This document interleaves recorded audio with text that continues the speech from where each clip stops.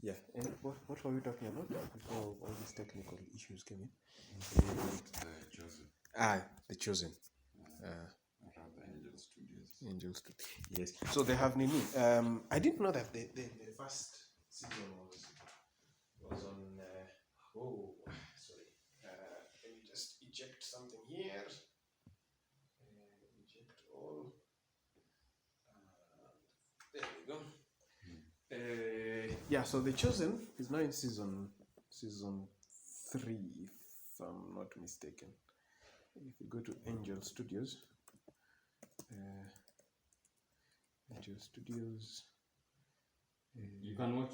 Does that mean you can watch it for free? Yes.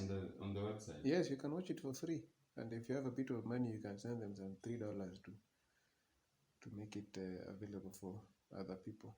Okay. Yeah, because season 2 ends with the preparation for the Sermon on the Mount. Yeah. Yeah. So, yeah. Seeing this Nini for. Hey, now there's a whole signing up thing. I hadn't. Where's the Chosen? Give me the Chosen. Give me the Chosen, guys. Let's see. It's amazing how much success these guys are having. Yeah. It shows that when it's just that there's no supply, but if there's a supply of good content, people will go to it. Okay. Yeah, like the Chosen really blew up also. Yeah. Chosen was quite, and they intentionally avoided controversy. They're not like preachy or anything. You know, they just got theologians from all the major Christian denominations. And yeah, so you find the thing is liked by everybody, Protestants and Catholics, you know, anybody who's really interested in the history of Christ. Yeah, season 3 is there. Yeah, season 3 is there, and you can contribute to. Actually, I haven't also finished watching season 3. I think you already started on season 3. Yeah, I started, but I haven't finished. Yeah, the acting is really good. I like that they put an Indian to play Matthew. I really liked out of all the. I think I really liked all the stories of the disciples are like their backgrounds. Yeah, are all very touching but I can't quite pick. I would think I really liked the story of Matthew. Yeah. And perhaps to some degree, was it Peter or I'm not so sure. I think Mary those Magdalene, yeah, those two of the apostles, those two are the ones that they developed the most yet, at least to the. Maybe it's because I felt they are more touching. Because there's a lot of focus on Peter and on his happy-go-lucky life, and yeah, he's being a bit of a buffoon, you know. And then also Matthew, because you don't really get the contempt that the publicans, the tax collectors, faced. Yeah, exactly. In from the text. Yes, from the text, because it's a bit of we don't quite get the context. It's different. Our tax collectors now are not as visible, so to speak. Except for the chief tax collector. Who has interestingly gotten the name Zakayo. Yeah, these politicians, and they know how to give each other names. Zakayo, Ashuke, Kutaka kwa mti. Who coined that thing? Was it Rao or it was somebody else? No, it was just the social media. It just came from social media. That thing is so apt. Yeah, at least it's part of I think what keeps Kenyans going off the cliff, because when we get to a boiling point, it's almost like the freedom of speech and the humor. Everybody's a comedian. Everybody's a comedian. But I like the other thing I really liked about The Chosen was how Jesus was very specific on the miracles that he did. He never, there wasn't really just he wasn't just doing miracles for the sake of it. Yeah, they're not gratuitous. They are not gratuitous. Yeah. Even for, like, I think there was a fellow who was part of his traveling group Yeah. that was he crippled. I think if he wasn't crippled, he was blind. But Yes. he There's a guy never- who's walking with crutches the yeah, entire time. He Yeah. never performed yeah. a miracle On him. Mm. But the others, he went to such great lengths to heal or provide food for things like that. Yeah. It was almost like it was part of his strategy. So he never really just performed miracles willy-nilly. Yeah. And it was always tied to some text from the Old Testament. Yeah. Like they do the preview Yeah. before the episode really kicks on. Yeah. Then you find that his message in that episode was linked to. Yes. It has an Old Testament type. Yeah. Or something like that. It's all the more reason why I find it quite fascinating that his first miracle was an unnecessary one. And actually, even the way that miracle is portrayed in The Chosen is very well done. You see that the context why it mattered to these guys that they got that wine, but it was an unnecessary, and even Christ himself, makes that point very well, that this is none of my business. It's telling his own mother. So anyway, it's a practical thing. If some people want, if you want Christ to perform an unnecessary miracle, go through his mother. Yeah, it's interesting that you say that, because sometimes when I'm doing prayers, okay, maybe this is not the right thing to do because prayer is private, but whenever I'm praying the Hail Mary, ever since I watched that episode, it has always been as if I'm at that office and I'm going to his mother. Yeah. Could you talk to your son for me? do something about it. So usimwambie ni mimi. so it's almost like it's a shortcut. No, not like a shortcut. It brings catharsis to the prayer. It makes it even more intimate. Like you get the context from where that prayer comes from. So it's remarkable, and they spent a whole episode or two. Yeah, even before going through. Episode, it's really set up. Before, even in previous episodes. Before you get there, because these fellows, sorry for whoever hasn't watched it. The people who are preparing the wine, the caterers, end up leaving their work. And coming to Thomas. Is it Thomas? Thomas is one of the vendors. It's one of the. I think his fiance. Yes. It's quite remarkable. It's quite remarkable, and it's interesting that it's Thomas that they put there as the vendor, who gets to witness the first miracle. It's important because Thomas is the one who ends up doubting it. So it's like Christ is preparing him. Because he knows he needs a bit more work with this guy. The others are more credulous, but Thomas is like, nah. Because even the guy, what's his name, the one who Nathaniel, who says, can anything good come out of Nazareth? He's portrayed, I think, as an architect.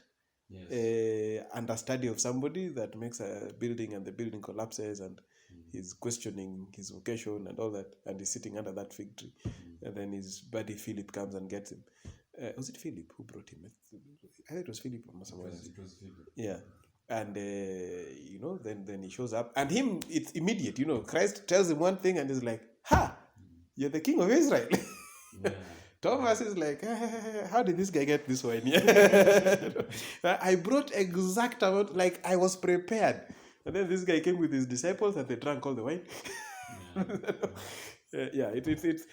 They're very thoughtful. You can see that they have scholars on the team, and it's very well done. I can't recommend it enough. When it was coming out, when the first and second season were coming out, I wasn't really paying too much attention to it.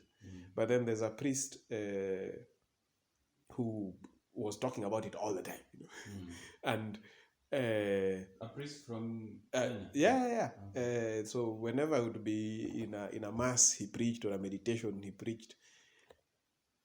Almost every time there was, and I think it was for good reason.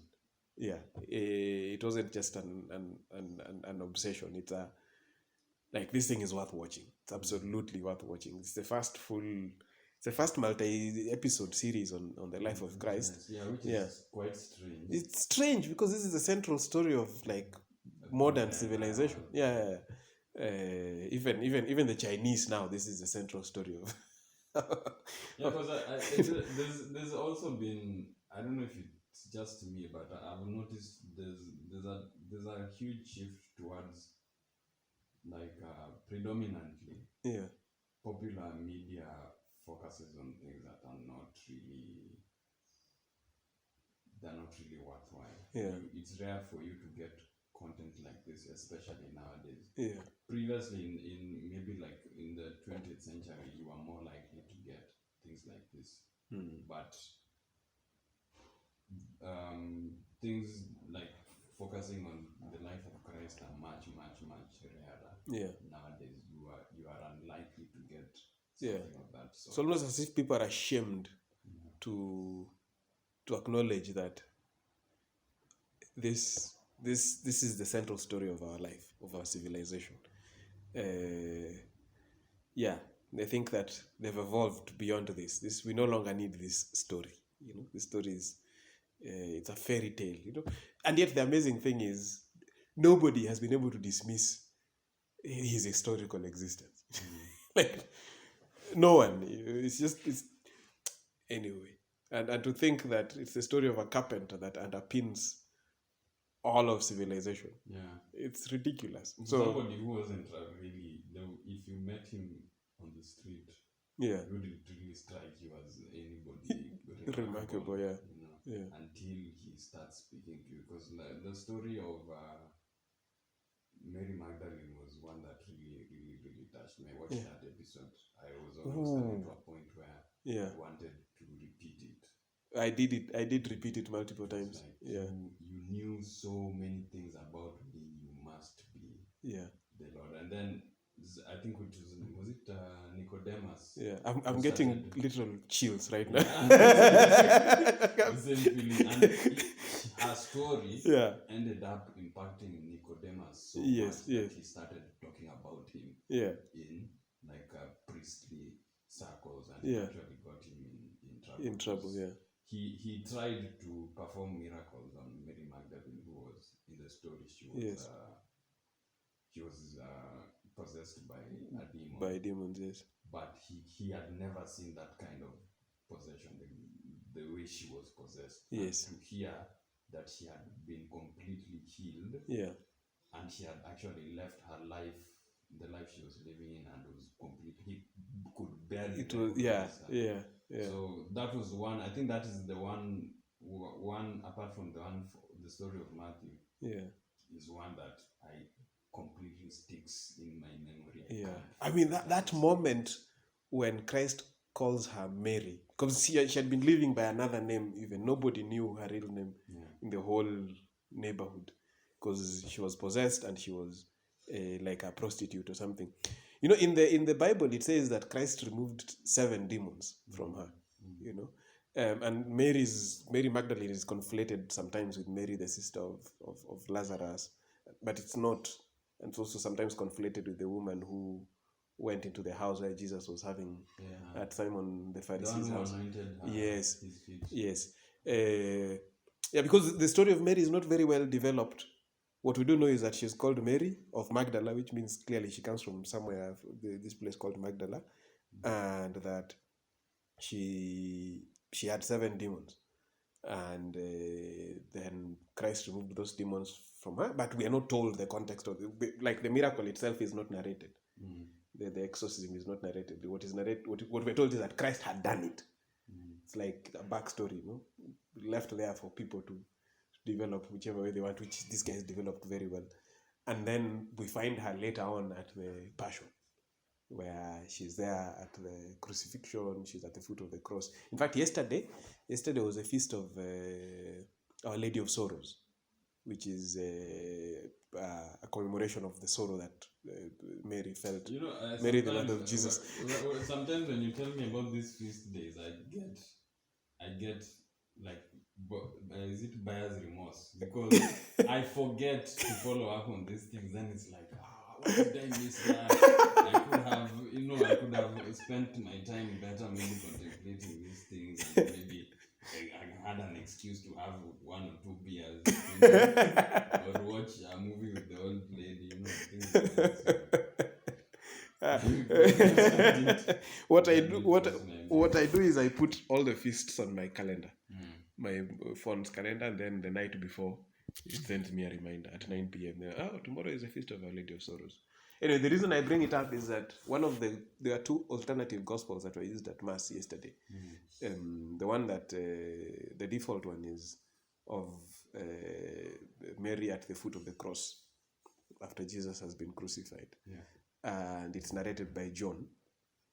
But John says clearly, because John was there, unlike all the other disciples, John was there. He was the only one who was left. Him and the ladies. All the others had disappeared.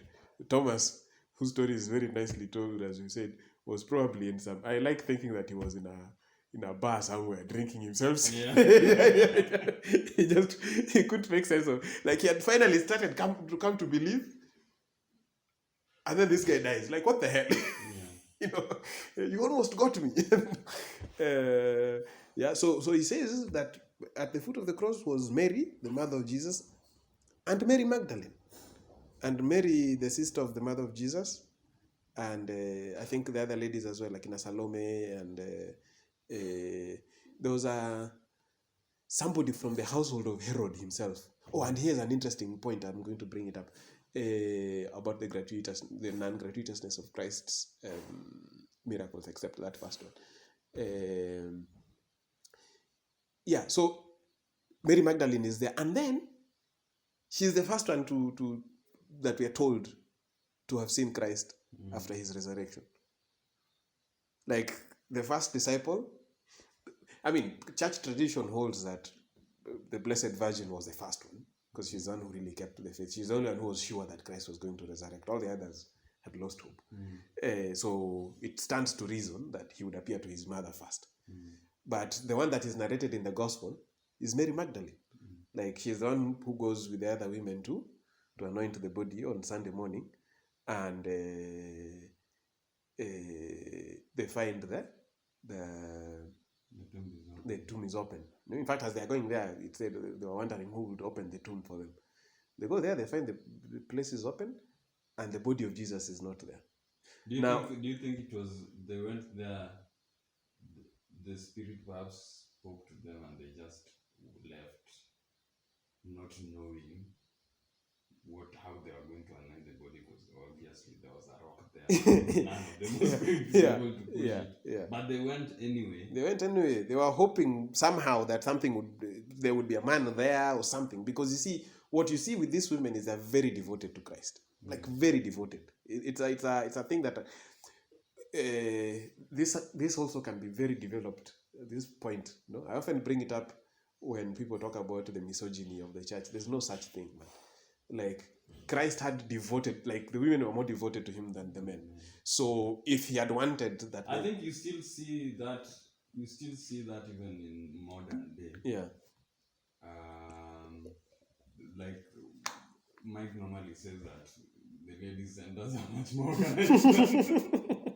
And you also see it in, not necessarily even the Catholic faith, but you see it in other churches, in some cases for which the religious leaders exploit it, but you see women are still more devoted. Yeah, they have a different temperament, a different sensibility. Yes. So if Christ had wanted the church to be run by women, like the hierarchy of the church, that is, of course the church is run by women to the extent that they participate, but if Christ had wanted his apostles to be women, he had enough women to select from. So the fact that he still chose them from men means that he was very deliberate about this. He has his own reasons for there's a reason he did not like people like Mary Magdalene. If Christ wanted the women to be bishops, for example, he had people there who were devoted to him more than the men. They were there at the foot of the cross. They are the ones who, after all that darkness of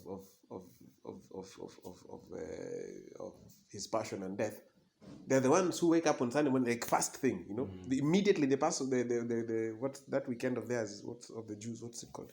The Sabbath, because it starts Friday evening and ends Saturday evening.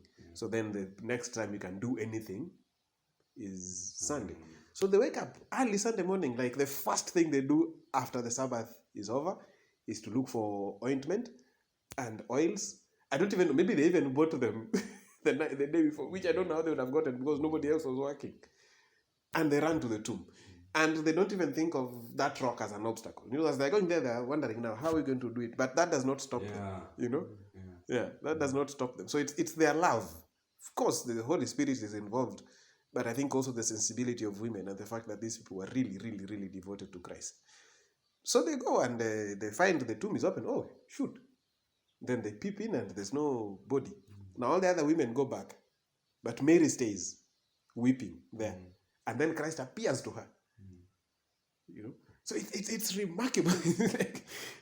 and all this from a woman that we are not told much about her. What we're told is that then after that, she goes and tells the apostles, and then you have Peter and John running to the tomb to go check things out. And then after that, nothing.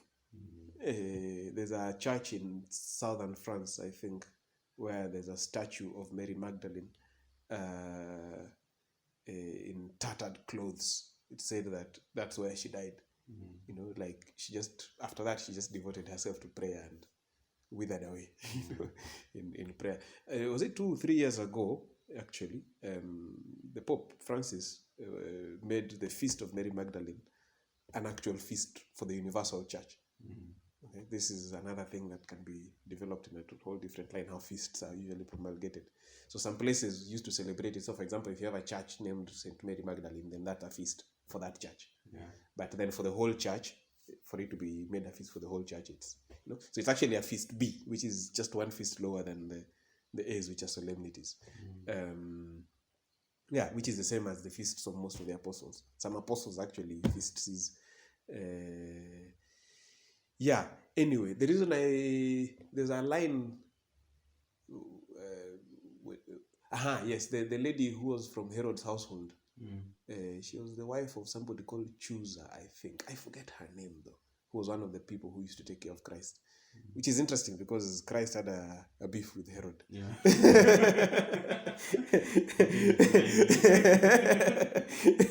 In fact, he chopped off his cousin.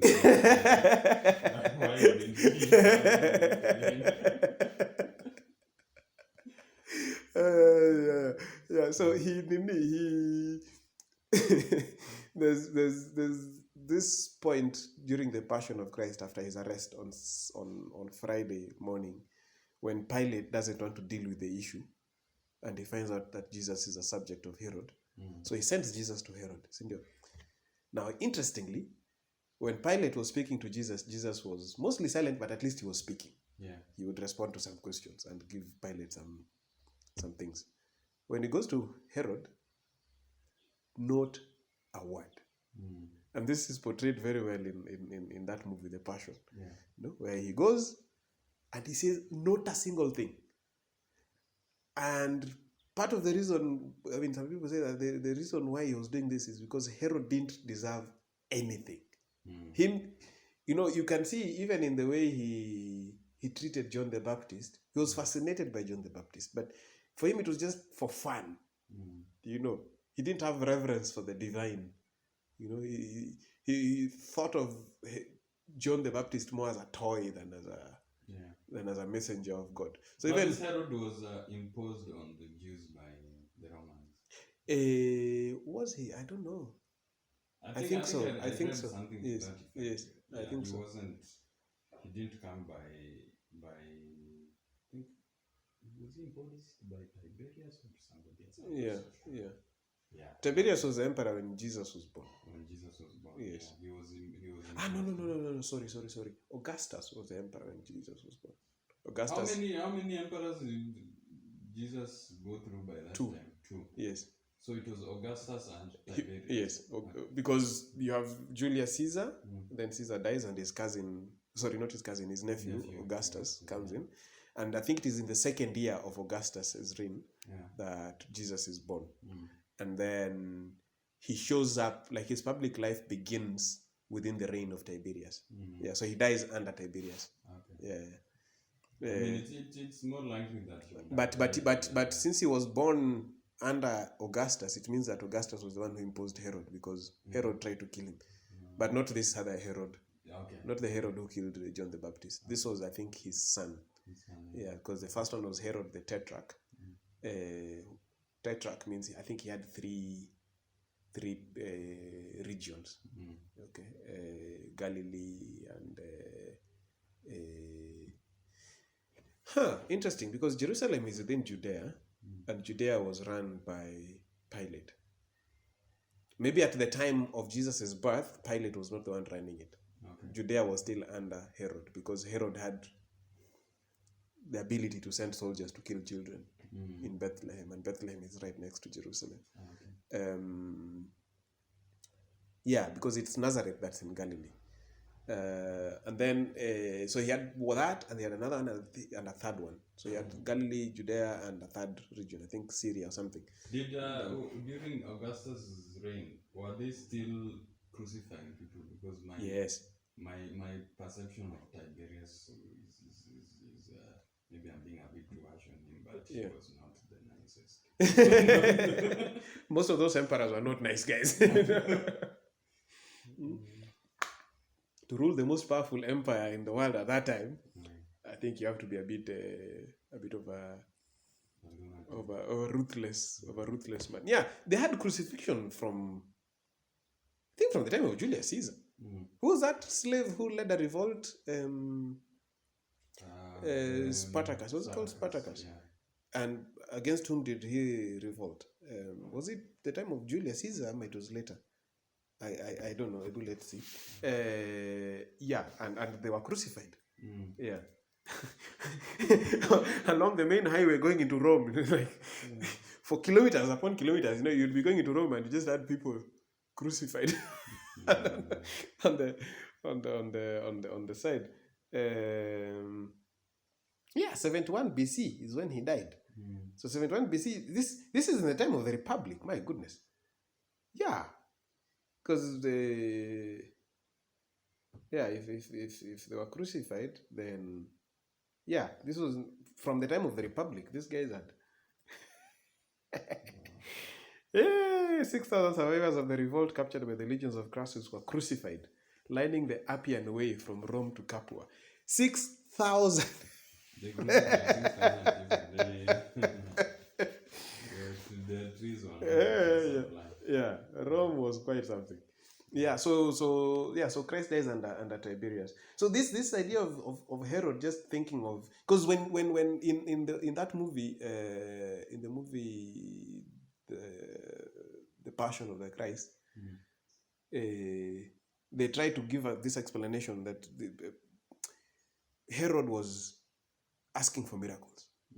Jesus is brought to him and is finally, because he had never had a chance to speak with Jesus for Jesus to be in his presence, because Jesus had been avoiding him. In fact, he's the only one that Jesus insults in the Bible. I found that quite something. He says, he calls him the fox. Go and tell that fox.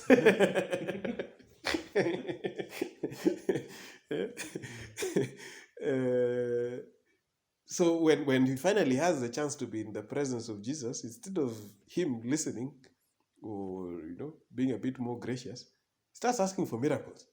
It's like this guy's like party tricks. Yes, like this is the creator of the universe. You're in the presence of God here, and you're thinking of him as a court jester for you. And then the whole environment, even in that movie, is very sensual. It's like there's a lot of gratuitous opulence. Yeah, you feel like women. Carnival. Even the yes. I think he had earrings on. Yes. Like a lot of jewelry. Yeah, and he's fat. He's eaten too much. I think he even had like a goblet of wine when Christ was. Yes. Yeah. And he has animals. He has all, you know, there's some leopards, I think, in the scene. Everything is gold. Peacocks. Yeah. So it's just a very frivolous environment.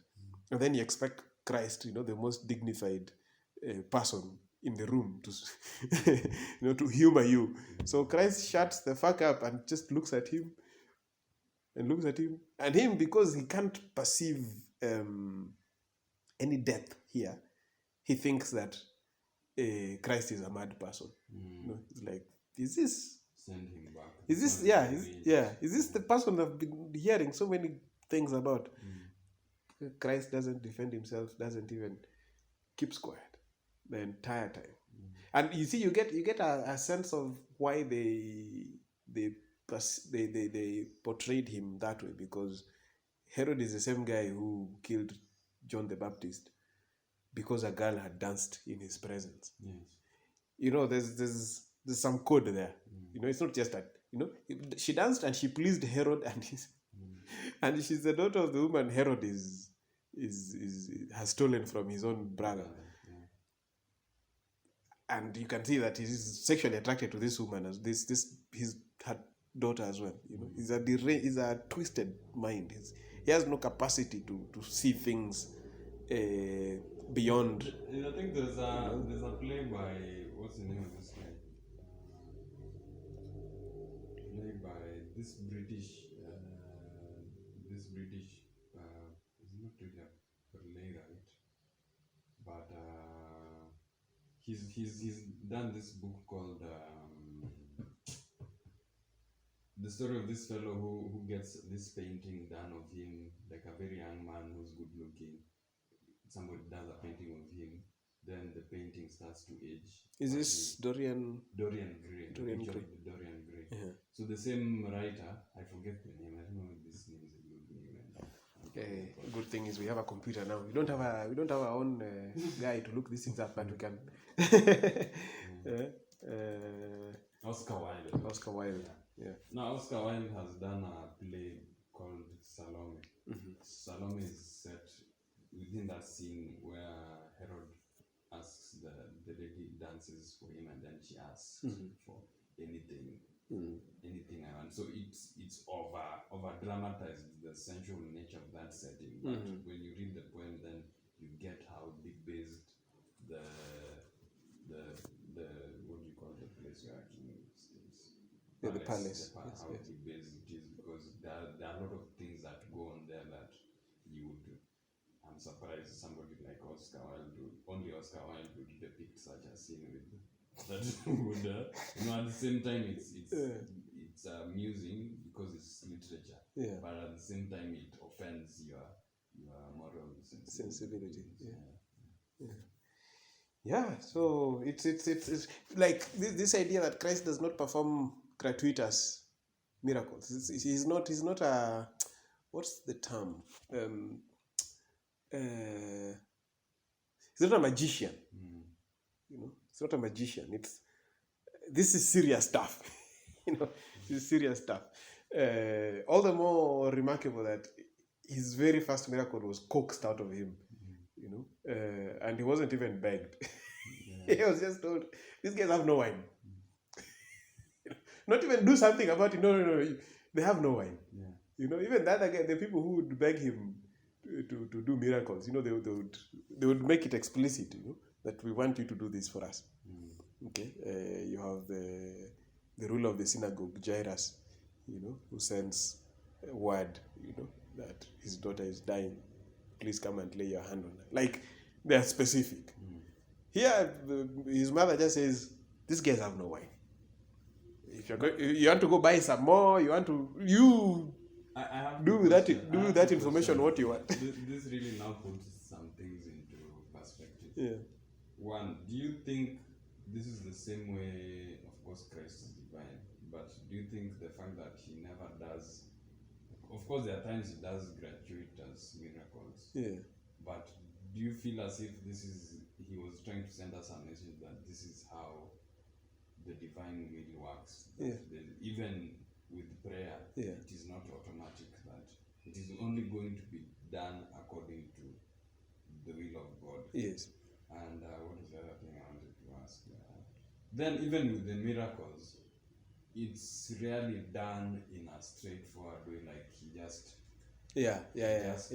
flicks his fingers and things happen. It's almost they are always done in an absurd style. A very good example. There's a right. Yes. A very good example. I'm not sure whether I got to get the context correctly, but I was listening to some lectures by a guy called Michael Subru. He has some lectures on the Bible, but he teaches philosophy. Yeah. So he was talking of I think the book of Matthew has a lot of like the works of Christ. Yeah. So one of the ones that really now contextualizes, okay, not the only one, but it really captures the essence of what we are speaking of.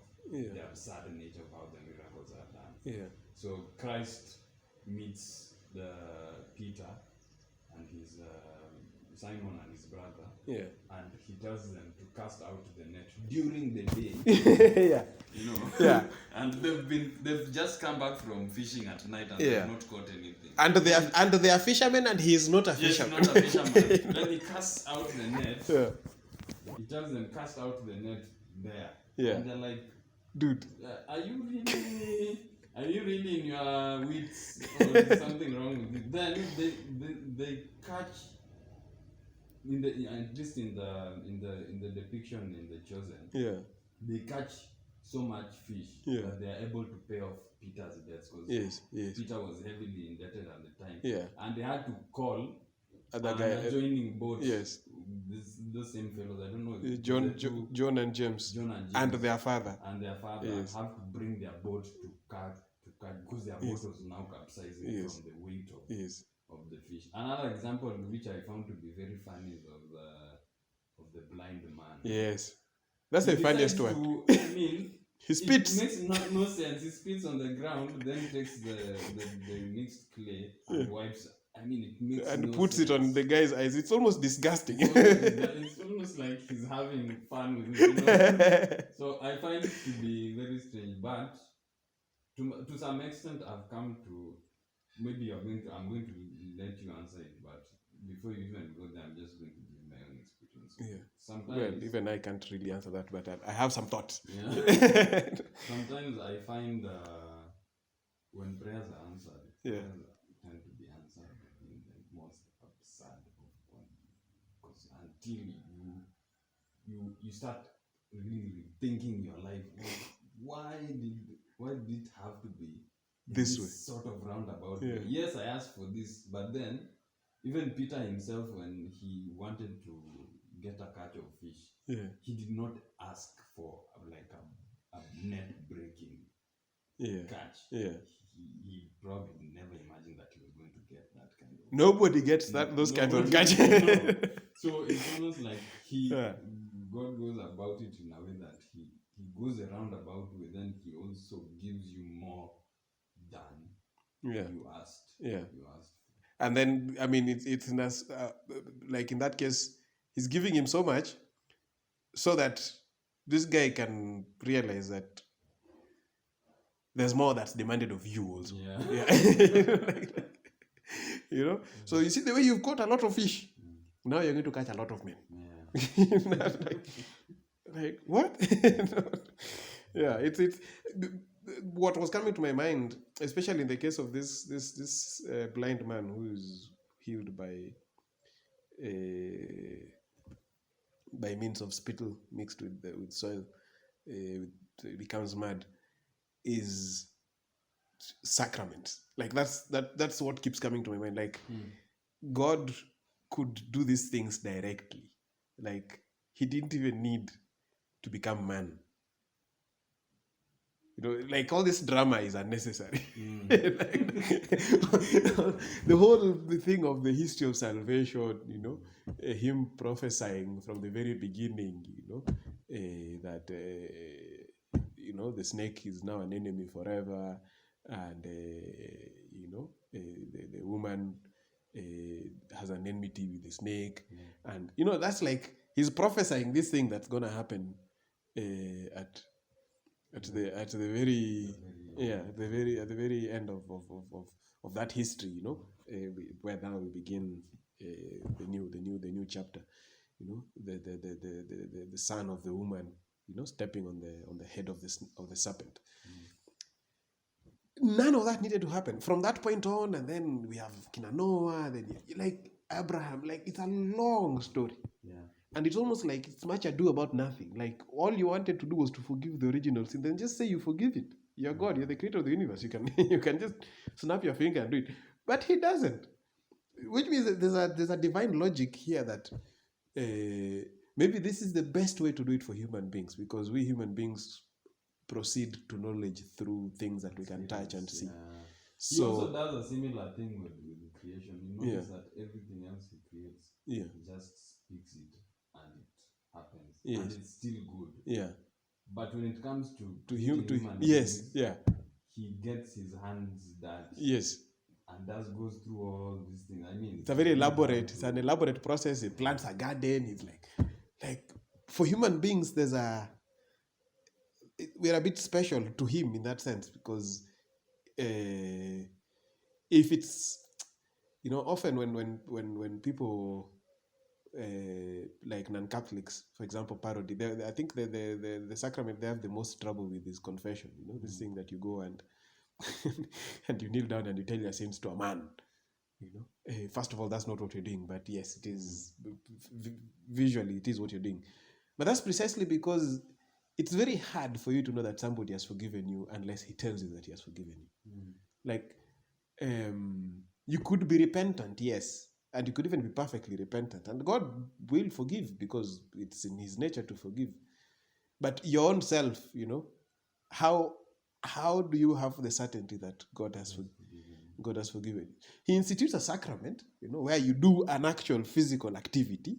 You go somewhere, you kneel down or you stand, depending on the context, and you tell your sins. You like get them out, which forces you, in a sense, to think about them, to define them, to know yourself as a person who committed them.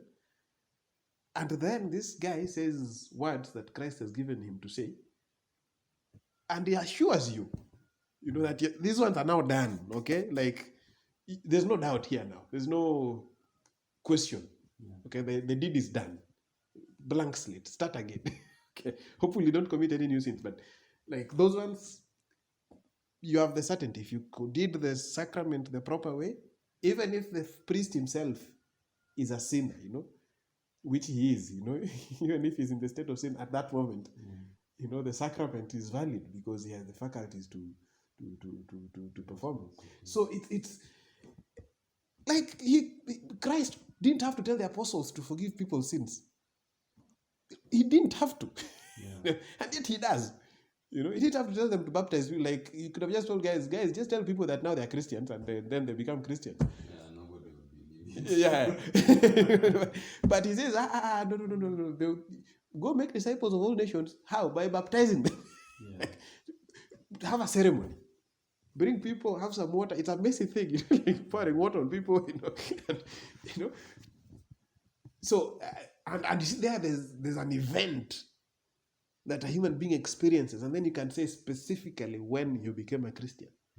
So, because that's how everything else in our lives works. I think everything else, we don't just, even pre-Christian things, we had events, we had rites of passage. People could just be told, you're now an adult. But no, we make it so difficult. They have to cut, in some cultures, they have to cut your foreskin, they have to, remove some teeth from you. You have to, I don't know, in some places, you have to go hunt some bird, or you have to fight a lion, or whatever. There's just, nothing changes, but everything changes at the same time. It's like God inserts himself into human life and tries to the best possible, because he's the one who created us. He knows us best. He says that this is the best way to deal with these guys, okay? Because they're so stubborn, they're hard-headed, but they also have a capacity to know things if they can experience them. Yeah. So Christ could have just told that blind man, you can see now. And in fact, he does that in some cases. You have Bartimaeus, which is another blind man. This one was sitting outside Jericho. But this guy actually already had a lot of faith. He he was shouting, he was, he knew what he wanted. Yeah. It was very specific. So in this case, Christ asked him, what do you want? He says that I just want to see. Whichever way you want me to see, me as long as I can see. In fact, it's Lord, that I may see. Not to give me sight or correct my eyes. No. I just want to see. I can only imagine how fun it was. This guy shouting his name, Son of David. That's why you running, huh? I'm calling you, but don't pretend that you can't hear me. And then the other guys are like, man, shut up. And this guy's like, no, Son of David. I'd like to see how that is depicted in the chosen. Son of David, and then when Christ, you see, because it's like Christ knew this guy was calling, but didn't respond and let him continue shouting. Yeah. Precisely because maybe he realized that in the case of this guy, he didn't need to do anything sacramental, because this is a guy who already believed. He already believes. Let me just give him a chance to strengthen his faith by shouting the louder, and then we do the deed. And so there are cases like that, and then there are others. The widow of the son of Naim, being or rather the son of the widow of Naim being carried out of the city to be buried, and the woman is crying, and Jesus, we are told, felt pity on her. He had compassion. And he could have just told that young man, hey, young man, get up, your mother is crying. No, he went and touched the bier. Didn't need to do that. So you have both examples, but the more dramatic ones are, or rather not the more dramatic, I think all of them are dramatic. It's quite remarkable, these miracles happening. They're physics-defying events. But the ones where he's very elaborate with these actions are the majority, They're the majority. And it's important that that's the way it is. It's a pointer to our own human nature, It's like, okay, he's involved physically, he's there, okay? Because we're not just spirits. We're not just people who say, do it, and it happens. Do that, and it happens. No. We act. We move through time. We move through space. So if God wants to really get in touch with us, then he has to, in a sense, enter that context himself. So that then brings the whole story of the redemption into context. That Christ decided to go through all this drama, from throughout the history of salvation, and then him coming into the world, being born, being vulnerable, running away, being a refugee, all that, working, feeling sad, feeling hunger, who was that who says, the Son of God became the Son of Man so that the sons of man could become sons of God. But still, it doesn't. To me, it's still ridiculous. I don't think it does. I don't think it stops being ridiculous that God goes through all this. Sometimes I think God is mad. I think from there are two perspectives on this. Yeah. One could be the sense in which I get that he loves a good story. Yeah. The ultimate storyteller. Yeah. But there's also a sense to which, by the mere fact that he chose to when he was creating us, to get down to it and do it the hard way, he already set up, like, when it comes to having a relationship with us, this is how things are going to be. Because we never, if you see even the way in which we go about things, learning lessons. Like if you have kids, they will never learn that don't touch the hot ugali until they touch the hot ugali and they realize now that is something that I should keep away from here. It's the same thing even with like financial things, like financial literacy. It's well and good to give somebody a fish. But the lesson is going to be more ingrained. They are going to learn how to catch fish, make mistakes, come back on some days, months without catching anything. It is going to be a much deeper lesson if they actually go through the process of trial and error, Mm. fail, Yeah. fail very many times, Yeah. be on the brink of distraction and come back from it. I think that is, for me, that is the best way, I Yeah. would say. Because Yeah. with a lot of things, yes, you may read from a book and know, don't take dates, they're going to mess you up. Yeah. But you never know Yeah. the pain of taking dates until you take them and learn to know this. I'm not going to do this again. Till you burn your fingers. Till you burn your fingers. Yeah, but and since God is the one who created us, He has a manual, so He knows how to handle us better than we know how to handle ourselves. But I think we also still fascinate Him. Yeah, this is why I think God is a bit mad for human beings. He just can't get enough of us. And I know that's a very presumptuous statement to make, but yeah, he just wants to spend time with human beings. It's just like, oh, my little creatures, like it's just, you're just the very best. Yeah, God fell in love with His creation. It's just.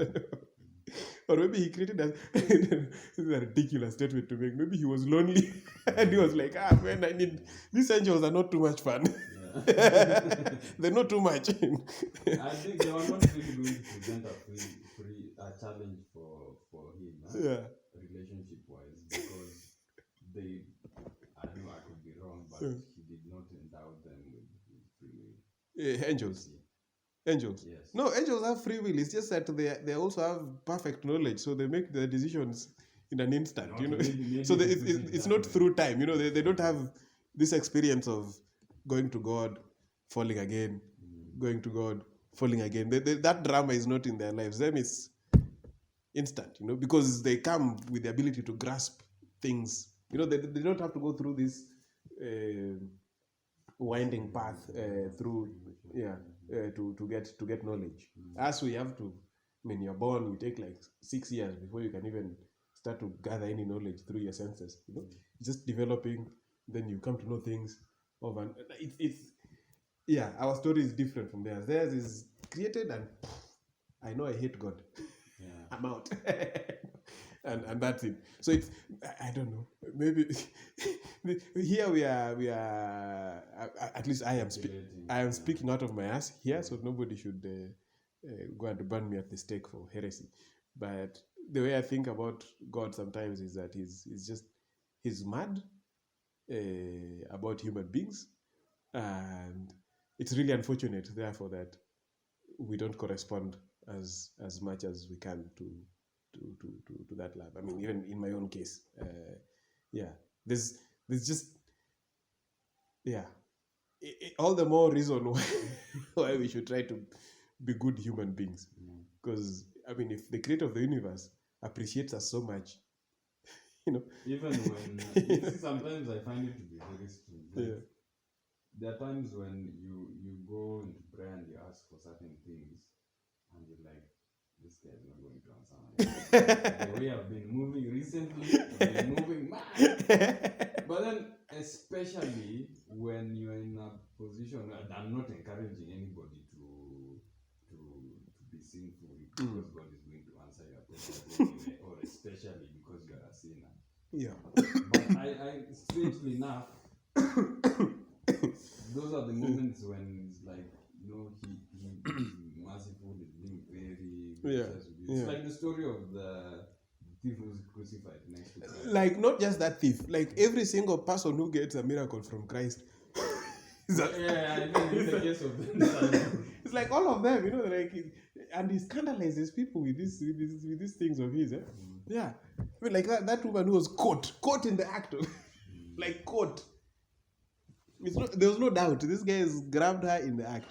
I often wonder, where was the man? Why did they want to stone the man as well? It was a very misogynistic society. They caught her. And Christ actually had no argument to make. In a sense, he had to twist them. But he did, and he freed this woman from them. And then forgives her sins. Like, she didn't even ask to be forgiven, Anyway, not, as you're saying, not to encourage people to be sinful or anything, but it's in the depths that he comes. In fact, it's precisely because we are sinful that he came. Yeah. Anyway, we've gone really deep into into this matter. Yeah, but it's let's hope we don't scandalize anybody. No, it's because I think for me this show is still really shakes me anytime anybody talks about it. Because initially I was sharing it with people and they could not see what I was saying. I was like, are you guys okay? Can't you tell? Why isn't this thing shaking you as much as it is shaking me? Because I watched season 1 on Netflix. Then I had to go through the contraband route to watch the second series. Second season. And in fact, if it wasn't for those, I was at some point today morning, I was like, I'm not going to go. I don't think I'm going to go to Sango. I'm going to ask Marty to do the Zoom thing. I didn't have cash. I was completely cash strapped. But I walked all the way here. If I didn't do that, I would not have known that there was a third season. Because from what I knew, season 3 was still in development. No, it came out. I had no idea. So it's worked out in a very strange way. It's miraculous. It's interesting. You say this, and I remember now. Yesterday, I went to the evening mass at St. Joseph's. Yesterday being the feast of Our Lady of Sorrows. We are recording this thing on September the 16th, Saturday. That's for the benefit of people listening. And it was a new priest. I've seen him there once at St. Joseph's, but yesterday I saw him again. He's not a priest from the parish there, but he was there saying the mass. And he says that he didn't know that he was the one going to say that mass, that he was going to be the main celebrant. He had thought he was going to celebrate, and And yesterday was the anniversary of the death of his brother. Felix, we are recording our podcast. You want to, or you want to participate? If you want, you have beach shots. Anyway, this guy was saying that yesterday was the anniversary of the death of his brother, who died, I think, in 2004. And since he didn't know that he was going to be the main celebrant, he wanted to write an intention for the main celebrant to use, to pray for the soul of his brother. And then he found out that he was going to be the main celebrant, and then he found somebody else had written an intention for that day, and that guy, yesterday was his birthday, so he wrote for the intention of his birthday, and then he also wrote for all the faithful departed, for the souls of those who departed. And so this priest was like, this is a miracle. This is a miracle. Like, here I was thinking that I was the only one who was going to pray for my brother, and that I needed to remind the main celebrant. And yet somebody else here, it being his birthday, he didn't just write the intention of his birthday. Yesterday was the 15th of September. 15th of September. There's something that just crossed my mind. Let me just take it quickly, but go on. So this guy was saying, this is a miracle. This is really a miracle, because he says the reason he thinks of it like that is that his own mother, because his brother died on the feast of Our Lady of Sorrows, and he was the one who had to inform his mother of the death of his brother. So it's like almost an analog of the situation of the Blessed Virgin at the foot of the cross, him going and telling her that her son had died. And then to think that all this comes full circle on the day when he's to say mass for his brother on the feast of Our Lady of Sorrows, somebody else brings up the issue. So he said, I know you wrote this thing for my brother. I found, he's an old priest. Well, not old, but mature priest. So you can see that he has a lot of experience. His preaching is very, didn't even get his name. But shout out to that priest, man. Experience does a lot to priests as well. Anyway. You're doing a personal search. Anyway, let's see. We are. So that's the chosen. It's poured a conversation for an hour. But we can talk about it. If I mean that series is really good. I intend to rewatch from episode 1, so that I can catch up. Because I mean, there are some moments in that series that just gives you the goosebumps. Like, And you find yourself waiting Yeah. patiently for that moment to come because it's going to come. yeah, because you know the story to some extent. Uh, You know the story. I mean, like the poor Matthew. Just a stickler for rules. He's just this mathematical guy. But then he has, because of his job, he's been alienated by everyone, like everyone, including his parents. Like nobody wants to associate with him. And it's him, of all people, him that Christ goes to. And in fact, there's something strange which I wanted to ask. He's the only one who records all the events Yes, during as they are happening. And so I think one of the disciples keeps asking him, why do you keep recording these things? Yeah. And he's the only one who has a sense of this is important. This is important. Yeah. It's only, I think, after Christ has left, Yeah. that I think one of the disciples starts talking to the others. I mean, those gospels were written long after Christ died. I don't know about the one of Matthew. Probably he wrote earlier because he wrote in Aramaic, so he was writing for an immediate audience. He was writing for the Jews. I think that's also part of the reason why he records a lot of miracles, because he's trying to convince the Jews, his fellow Jews. Most of the other guys are writing for a broader audience, so they wrote in Greek. The guy Luke, What are the oldest manuscripts we have? Because I'm not an expert. I cannot say. Maybe we need to get people like Father Joe, who know this stuff in and out, or this other fellow, Father Peter Castilla. He knows his. Well, we can get them on the podcast, and they give us a lowdown on the Bible. But what I do know is that Luke was the most systematic, because he was a scholar, really. Matthew, you can see, has that natural ability to write, because he's educated and has this facility for keeping records, I think, from his profession. But Luke is to some extent an outsider. You don't really see him as a disciple of Christ. A guy like Mark is a disciple. You see him quietly mentioned even in the Gospels, as, for example, we have the story that the Last Supper was celebrated in his parents' house. The old Garden of Gethsemane belonged to his family, so he came from a wealthy, well-to-do family, and he's there. We have inklings that he's one of the 72 disciples. So he was there. He was one of the followers of Christ, just not within the inner circle. Of the guys in the inner circle who wrote, it's Matthew and John.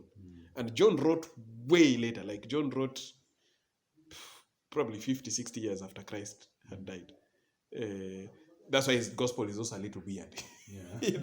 So there's a lot of intimate details, which only he could have known, because he was the closest to Christ.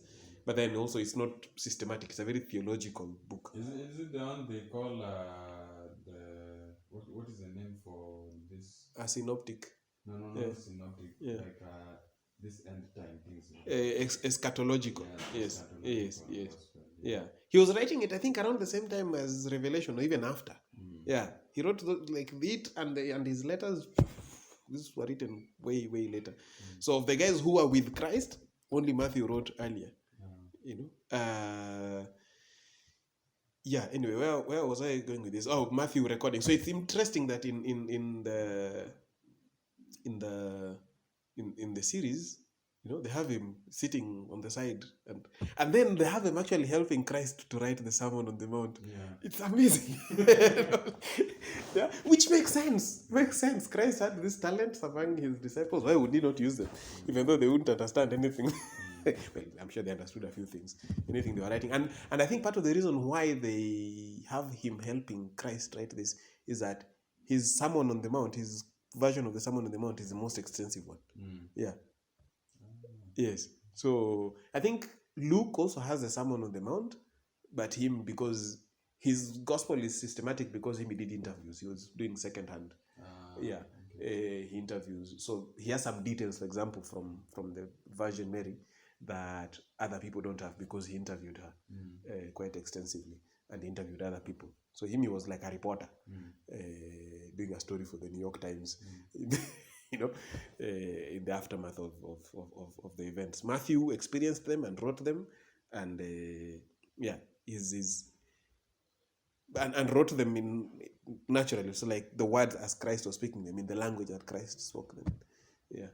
But I think the earliest manuscripts are not from the 1st century or the 2nd. Earliest manuscripts, if they're there, they would be like from late 2nd century. At least that I do know. But we need to get a scriptural scholar here to give us. Yeah. And then they got a very quirky character for Matthew. Just man, that series is good. That series is very well done. It's absolutely it even puts the Jewish society in great context. Yeah. Not just the Jewish society, because you never imagine how they lived, how they dressed. It's not really just the bland, like undyed clothing. Yes, there's color. There's some taste to it. But also one thing that really strikes me is the contrast between the Romans, their demeanor and the state of mind compared to the Jews at the time. Because one fellow who was I think, was it the centurion or somebody else, the one who was standing at the tax collector's office, was following Matthew around. Yes, it's a guard. Why did you leave your high-paying job to go wander around with a vagabond? You know, this guy who peddles cheap magic tricks. He couldn't really get it. I don't know whether at the end he ends up getting a miracle performed for him. I'm not sure. I can't quite remember. But it also puts like the Romans, how feared they were, because at one point they actually arrest Christ. Yes. Before like the final passion. Actually, maybe this is in season 3, but I actually think they're setting up that centurion, the centurion in Capernaum. I think they're setting him up because he's the centurion who built, in the gospel we have the centurion who built the synagogue in Capernaum. And then after the disciples have come from their preaching, Christ takes them to the other side of the lake, and then he performs the miracle of the multiplication of the loaves. And then he runs away from these guys because they wanted to make him king.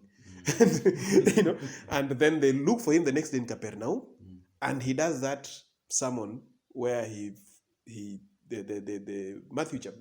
John chapter 6, the discourse on the Eucharist, which scandalizes these guys. And he does that in the synagogue in Capernaum.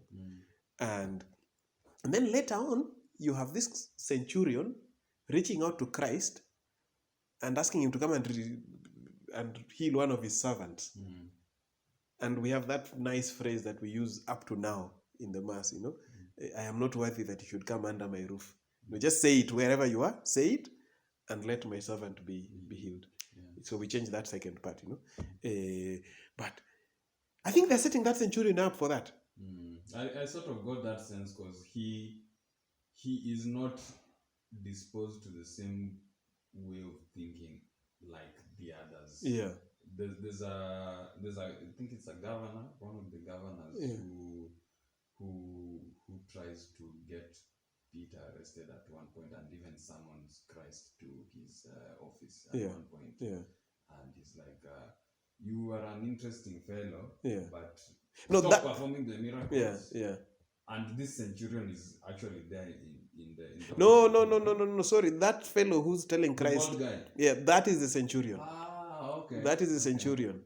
Then the guy who was guarding Matthew, that soldier, he's under this guy. Because the centurion is in charge of 100 soldiers. So I think this bold fellow, I think he's not being set up because it doesn't come off to me that way. Because he still hasn't figured out who Christ is. And it makes sense why he would later then say, Christ, please, I'm not worthy that you come into my house. I think when he figures out who this person really is, because at this point he's just an administrator, just trying to be canny and and to run his operation well, because he has to make sure that these guys don't start mass movements. Yeah. So, and he's the centurion in Capernaum. He's in Capernaum. We have the centurion of Capernaum is the one who asks Christ, and in fact, he sends the elders of the Jews themselves. He's like, I can't bring myself to this guy's presence. I'm ashamed of myself. Yeah, I'm not worthy.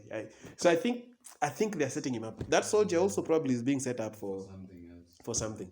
Yeah. But this fellow, the way he's rude, he thinks he's in power, he's in charge and all that.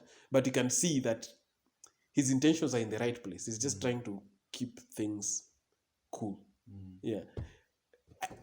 I want to see how his story is developed. Yeah. Because how would the other centurion know who Christ was, and to know that he had done all these miracles, and to know that I think it's because why is Christ coming into contact with him? Yeah.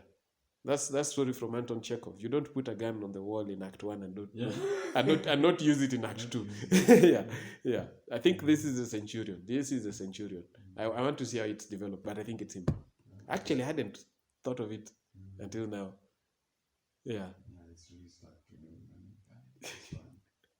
something is being cooked. Yeah. You can smell it from afar off. Yeah, and then you see they gave all the disciples backstories that are very realistic. It's amazing, man. It's amazing. The guy who's known as the Zealot, was he called Simon? Is it called Simon?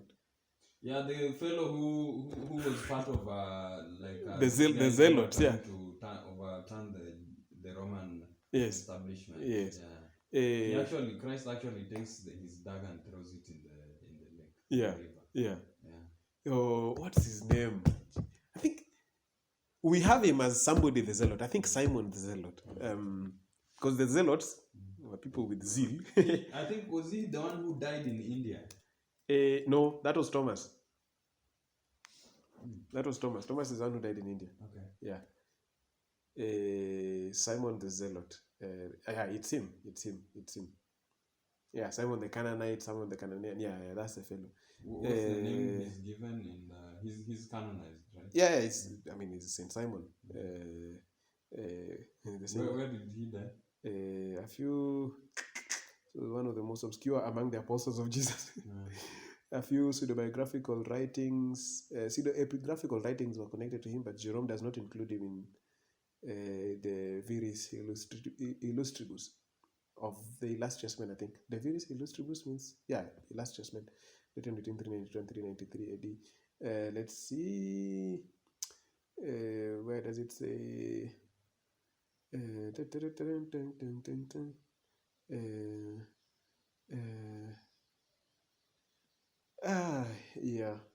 don't know. City of Seville, blah blah blah blah blah. Where he died, Simon.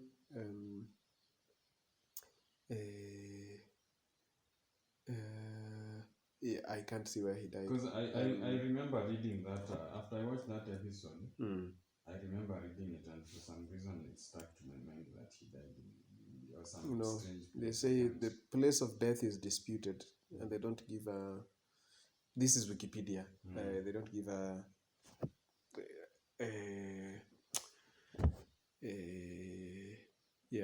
They don't give a list of all those disputed places.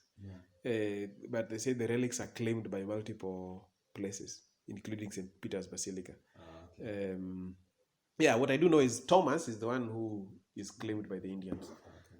St. Thomas, also called the Twin.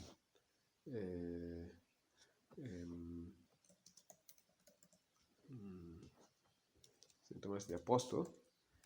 Let's see. Thomas the Apostle, one of the 12, also called Didymus, or the Twin. He died at St. Thomas Mount, Chola Kingdom. In the Tamil dynasty. St. Thomas Mount on the Chennai district of Tamil Nadu. Chennai! You know where that is? Chennai is like southwest India. Sorry, southeast India. That's so far. That's so far from. I thought he would be somewhere in the north. Yeah, Chennai. You know, Damn. sometimes it's really hard to imagine how far some of these apostles went to spread the gospel. Yeah. Because my imagination has always been probably they went to Europe, but never traveled as far as India. Yeah, because Never India been is to- far Yeah. from but maybe because they are in the Middle East, Mm. maybe it's not so far. Okay. Yeah, for them. It's as far as Western Europe, I think. Mm. You know, from there to but then how do they even get there? You know, they have to go through Afghanistan, through that place called the Khyber Pass, Mm. which is where everybody going east, west has to go through. Mm. And at that time, the Persians had control of that area. The Sasanian dynasty, if I'm not mistaken, who were friends with the Romans. Actually, maybe it's possible. Yeah. So Thomas is the Indian guy. Yeah, he's claimed by the Indians quite a bit. Yeah. We talked a bit about him in the last episode, I think, when we were talking about St. Francis Xavier. Yeah. Oh, and by the way, I found out, this is a correction. He died in China, yes, St. Thomas. This is now St. Francis Xavier. Died in China, but he's buried in Goa, in India. Okay. Yeah, there's a whole basilica there that has his remains. Okay. Yeah. And they say his remains are partially incorrupt. Yeah, so his body is still there, like from the 1500s. Yeah, only not decomposed as a body from the 1500s should be. Yeah. Anyway, yeah. So the chosen. This is a good topic. In fact, one of the only topics we've gone through the entire without shifting to taking a detour. to another one. Yeah. No, but it's worth it. It's absolutely worth it. I didn't know why this priest. I think you know him, Father Anthony Njugi.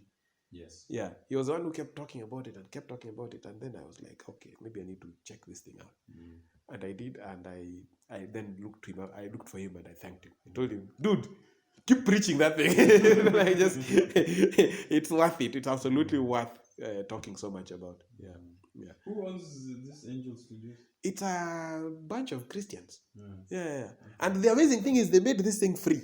So don't say that you went the contraband route. You can watch The Chosen for free. For free. Yeah. So they've crowdfunded it. Yeah. It's a crowdfunded thing. So even you can actually give them a little bit of money to continue making the episode. You see, like I don't have an account. I can just watch. Just hit watch and watch. And then thanks to this series, they started their own now full production house, which is what has produced. And then they tell you who paid for your episode. And you can thank them. They started their own production house and they produced the movie that then brought us actually to start talking about The Chosen, which is Sound of Freedom. Yeah, it's this series is good. There are those scenes that are just like, damn. The other thing I find amazing is that they made Christ the tallest among his disciples, which would make sense because Christ wasn't a small boy. No? We have some ideas of his size, a bit from the Shroud of Turin, and a bit also from the fact that he was a carpenter, and not just a carpenter. There's no translation for the word that is used to describe the profession of Christ. Yeah, he was a carpenter, a blacksmith, a builder. He was mtu wa mkono, but a fine craftsman. So he fixed everything. Yeah. So because I don't know if at that time people specialized. Maybe the guys who only served the rich could specialize in specific professions.